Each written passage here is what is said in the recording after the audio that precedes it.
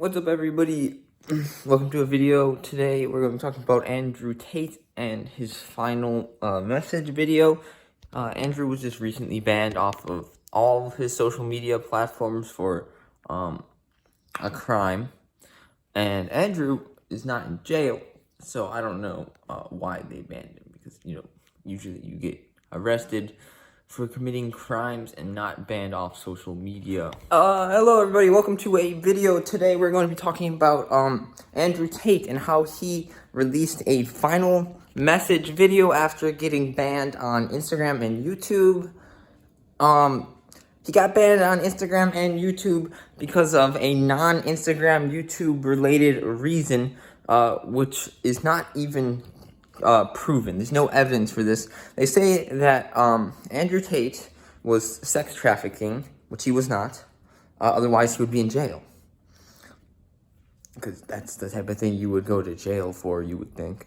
Well, apparently not on the internet. As all these internet stars just get away with whatever they want. When there's controversy around somebody like this, taking down their content off the platform is generally, it's an okay idea for the platform, because you don't want this negativity to spread out or whatever. But it's not fair treatment, even slightly. Andrew Tate had no evidence against him, while there are other creators who have tons of evidence against them for things, and their videos and channels are still up all over the place. Look at this one right here. This is Selena Gomez or something, and she just recently came back, called I Hope They Cancel Me, with this video right there. There's an interesting video title there, and it's relating to a controversy which happened a while ago. A few months ago. So Sienna sexually assaulted a minor. I can show you the news article. There you go. He was 17, I believe, when she did this. She did it 4 times. Unbelievable. Whether he was 17 or 18, it's still absolutely unacceptable. And she did it 4 times. That is insane.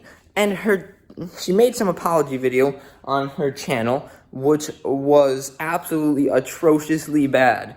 It was in no way apologizing for anything. It was trying to paint herself as a victim, and with some weird dance routine. Critical made a video about it on how bad it was. Here, I'll pull that up right here. Here are 2 videos by Penguin Z on this topic, one of them being over 20 minutes. That's crazy. Also, this video here by Mr. Beard, which has 6.3 million views about the video as well. That is crazy.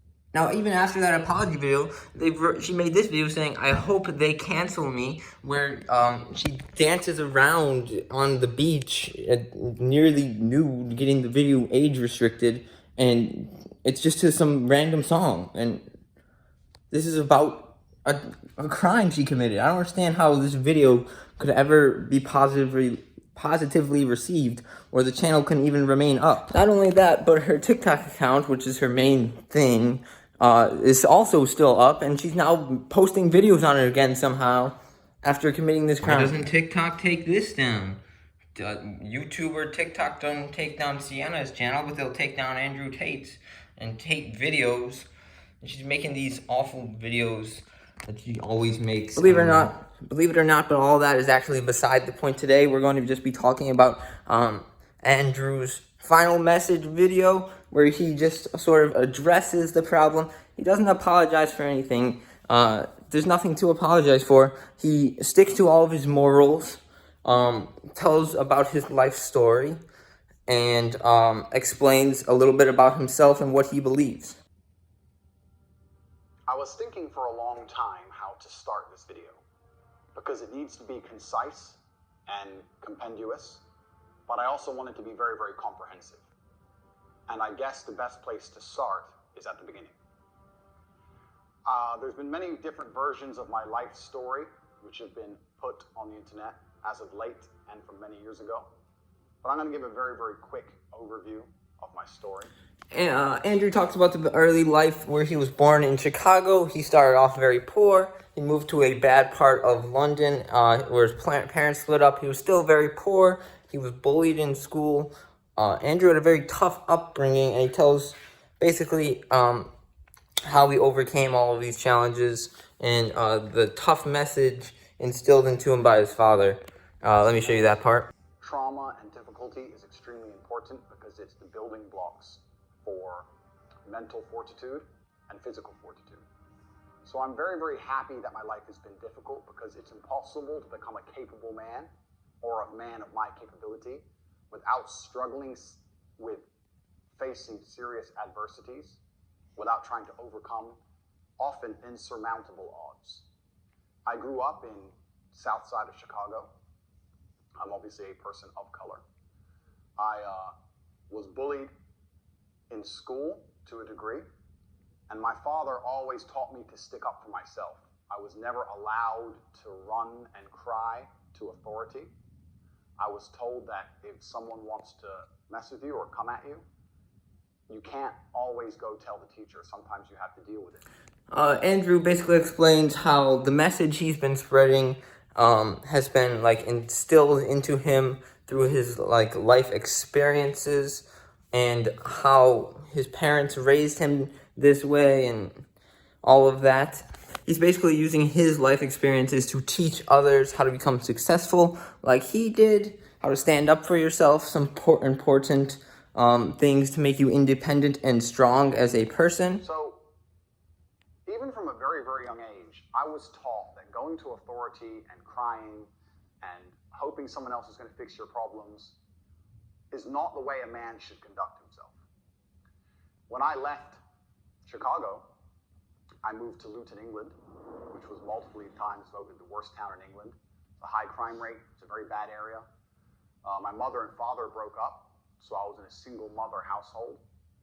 And now I'm a person of color in a single mother household. I'm also the only American at the time in Luton.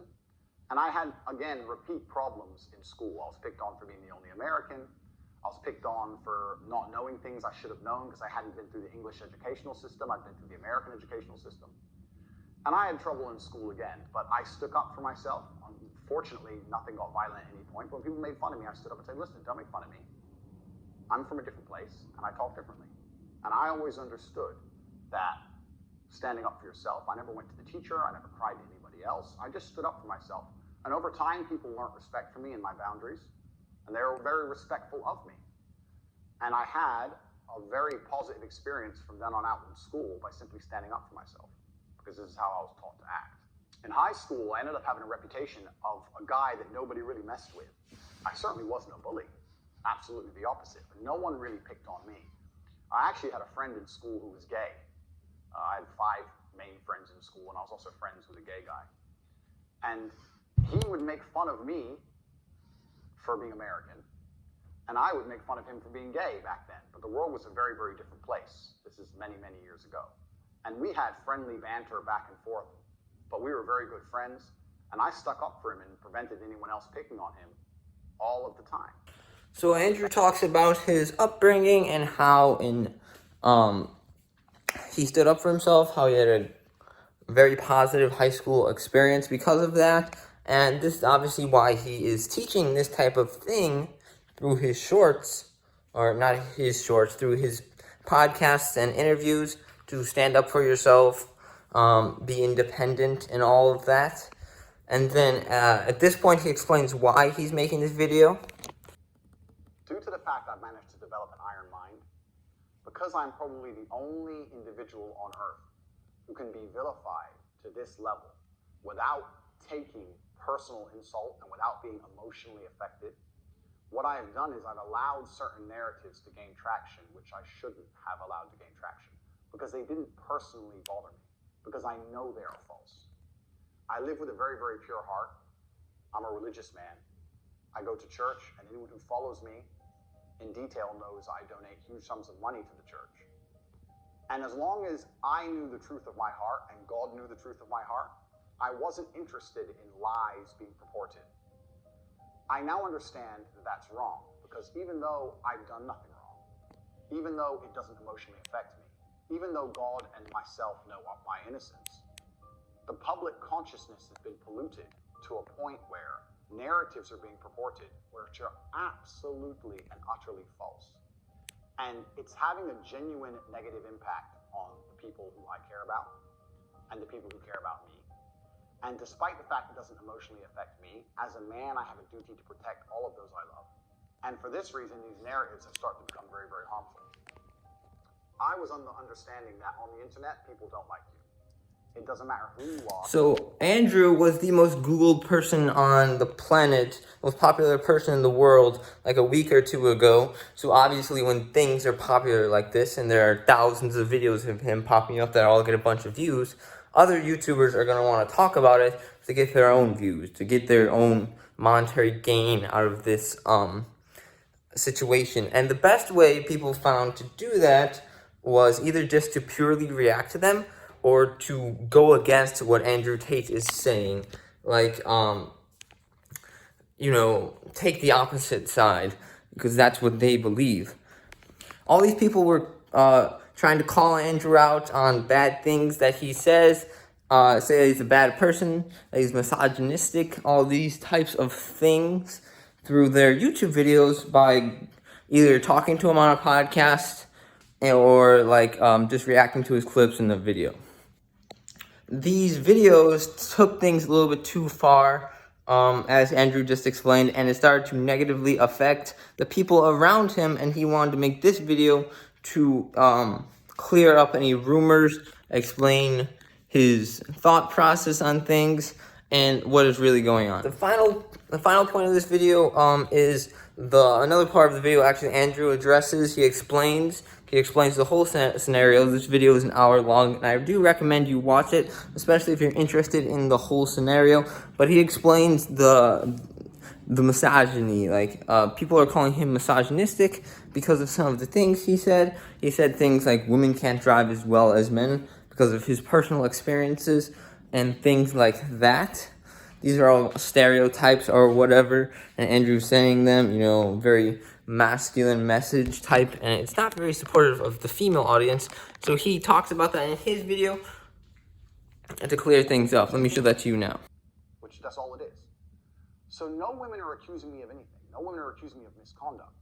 I champion women all the time. I say about how they should be protected, how beautiful they are, how much I love my grandmother because of the amount of children she had. My grandmother had 9 children. There was my father and 8 more. They all had a bunch of kids, blah, blah, blah. I stood there and I looked at my 93-year-old grandmother, and there was a whole room full with maybe 70 people that came from that one woman. Isn't that remarkable? That nobody cared about her career. Nobody asked what job she did. Nobody asked how many times she went to the club.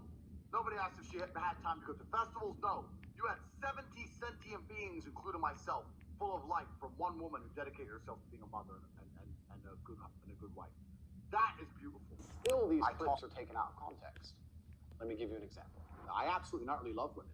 I have nothing against women. I believe women are the most precious things on the planet. They create life. They should be protected. They should be provided for. I would never let a woman pay for a bill. I would never let a woman, if someone touched any of my women, I would stand up against 10 men by myself and risk my life to protect her. I believe that women are beautiful creatures. I just don't think that they're as emotionally calm as men in stressful situations. I don't think they can fight like a man can. And for the same reason, I would never drop my children in an all-male nursery. I think that's strange and weird. I would only drop them in an all-female nursery. Women do certain things and men do certain things. Now, I believe everything I said. I believe in protecting women. I believe in championing women. I believe in making sure that women are provided for. However, that video was made when I was far less famous. In light of the things I just said to you earlier in this video, I understand that now, as my fame grows, even though to me my message is very clear, a man has certain roles in society, a woman has certain roles in society.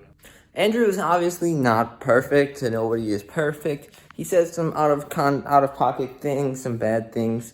I believe he says a lot of good things though, and he is a genuinely good person, especially in real life. On the internet, he does debate with a lot of people about a lot of different things, but there's never been any evidence of him doing anything bad in real life.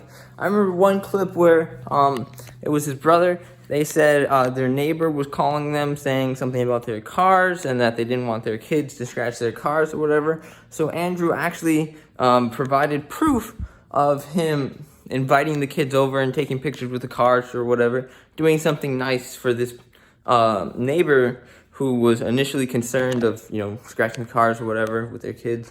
It's all right. Andrew is obviously, I feel like he's a good guy, and that he was unfairly treated on the internet by a lot of people. That's why I'm making this video. I want to sort of stand up for him at least a little bit. I know it's obviously not going to get as many views as bigger creators who are hating on him, and I don't think that's fair. They should consider him for more as a whole, and this video is a perfect way to consider him as a whole because he explains everything. I would like to see these big people who were hating on him react to this full video, maybe like on a Twitch stream or maybe just a long YouTube video, I don't know. I'm really glad that Andrew stands up for himself. He stands up for his team and the people who support him. He created his Hustlers University for the people who support him as a positive thing. Obviously, it can be seen as a scam if it doesn't work the way it's intended. But if it works the way it's intended, it's going to help Andrew more. It's going to get more people to join. Obviously, I'm not 100% sure on that topic either. I don't know anything. I didn't join the university. I don't know anything about it. I don't know if it's successful, but it has a good thought to it. It also, you know, has the possibility that it's a scam. But Andrew, overall, is, you know, nice guy. I do recommend this video. You can find it by looking up Andrew Tate's final video. There's a shorter one, and then there's the hour-long one. Both of them are good. Both of them are just completely Andrew. It's him pretty much just talking in 1 hour-long take. Excuse me. It's obviously rehearsed at least a little. It is a very convincing video, whether or not it's real or fake. If it is fake, it did a good job. If it's real, he did a good job. I don't know. I just really support Andrew. I think he's a good guy, and I don't like all the hate towards him. It is also not fair that some of these other creators, as I mentioned, Sienna May or whatever, and all these other Twitch streamers who don't get banned for doing awful things, and then Andrew gets banned for doing a false accused thing, which is actually horrible, because if you're going around accusing somebody of something horrible like that that can ruin their life, that is not fair. And it happens all the time in our society. And of course, Andrew's YouTube channel and Instagram getting taken down aren't the biggest deal for him. It's not going to change the fact that he has a lot of money. His life is going to be pretty much exactly the same with or without the YouTube channel. It's not like he was a full-time YouTuber or Instagram was his like a source of revenue or something. It was just, you know, his social medias, his internet presence, just how he communicated with people and his allowed his fans to keep up with him. I hope together the platforms that we watch all of our content on become a little bit more fair for all the users. And we'll really look at both sides. Because as of right now, they're just looking at accusations. Nobody's taking Andrew's side. Well, there are people taking Andrew's side, but like none of the corporations are. None of like YouTube, Instagram, Twitter. I don't know if he's on Twitter. Yeah, none of it's even considering that Andrew was maybe innocent and this is a false claim. I feel like Twitch, YouTube, Instagram, all these platforms, TikTok, should be more fair for all their creators, have a more better moderated system. It would be beneficial for everybody. That is all, guys. Thank you for watching.